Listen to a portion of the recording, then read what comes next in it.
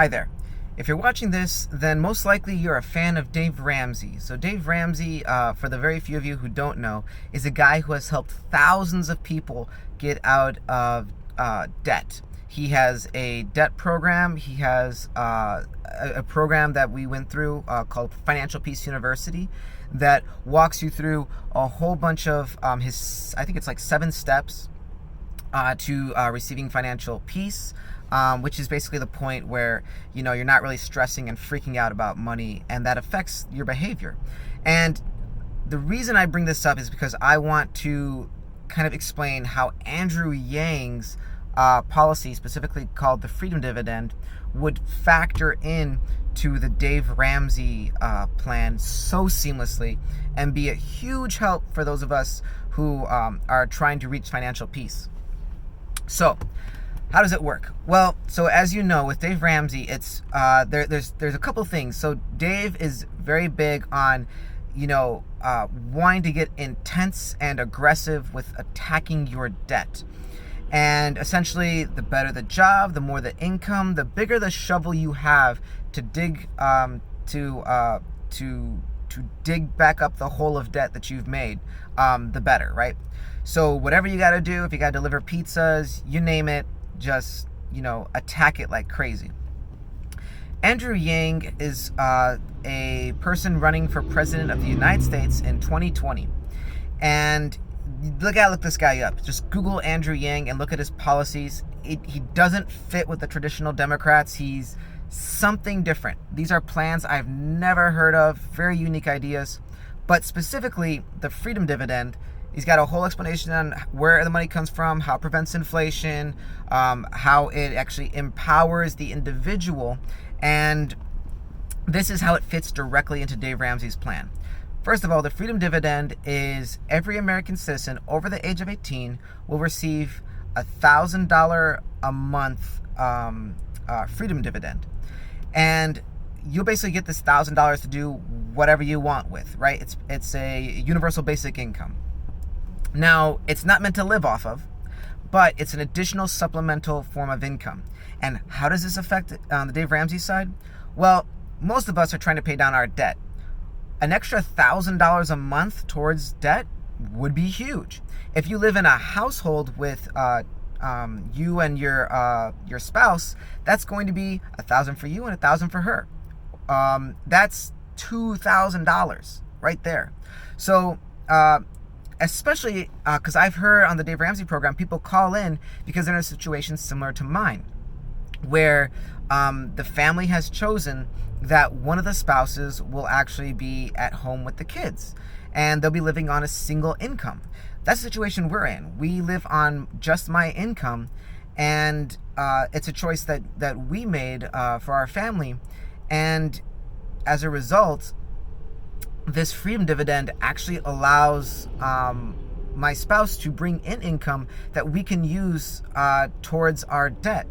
And this is just sort of a huge advantage when you really, really think about it, right?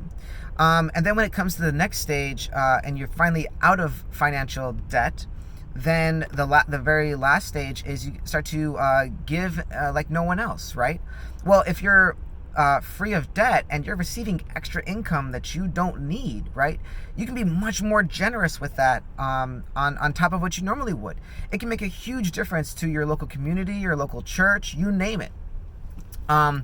Also, if you're a fan of Dave Ramsey, one of the things that you'll also probably be familiar with is that Dave is about accountability, right? So basically, he's not a big fan of a lot of government stuff. And basically, the pitch that Andrew Yang is giving is $1,000 a month. Would you rather the government decide how to use that money, or would you, the individual? And Dave's going to say, well, of course, the person is going to spend that $1,000 more efficiently than the government can. So it's sort of this changing the mindset of, in Dave's case, he's about changing the mindset of how we think of debt. And in Andrew Yang's case, it's about changing our mindset about how we measure the success of our country being more than just dollars, and more about being longevity of people living, avoidance of substance abuse, all these different things that don't necessarily correlate to money the same way, just like GDP does. So anyways, if you're not familiar with Andrew Yang, I strongly encourage you to check him out, especially if you are fighting debt and you're in the Dave Ramsey program, Financial Peace University, or you're just a fan of Dave. And I don't know if Dave will actually see this video, but if so, I would love to hear his thoughts on some of these policies, because some of them are about reducing the welfare state by basically giving this freedom dividend in replace of it, and combining programs where necessary, or eliminating them if they're not if they're not running efficiently. These are things that I think Dave would be on board with, and there's a lot of other policies in there. If you think as something as simple as removing the penny, because it costs more to make a penny than the actual worth of the penny, these are things that Dave would be like, yeah, obviously these are obvious things. So I would highly encourage you to look more in depth into this stuff. I was very skeptical about it, but as I ran through the numbers, as I kind of went through everything and was more thorough, and all my questions about inflation, that's the other thing too, the concerns I had were addressed easily. And then here, Dave has said before that, hey, sometimes you just gotta move somewhere where it's cheaper, right? You gotta lower your costs, right? And this freedom dividend, first of all, isn't going to take place on lower end goods, right? So like your basic needs, like groceries, aren't going to be are hit by this. The freedom dividend is paid for with a VAT tax, which is a value added tax, basically a glorified sales tax, and it's going to be on certain goods that are more on the luxurious side of things. But your basic things like groceries, the bare necessities, the things that Dave says, hey, you need to have a grocery budget, those are the things that you're not actually going to see receive this consumable tax on.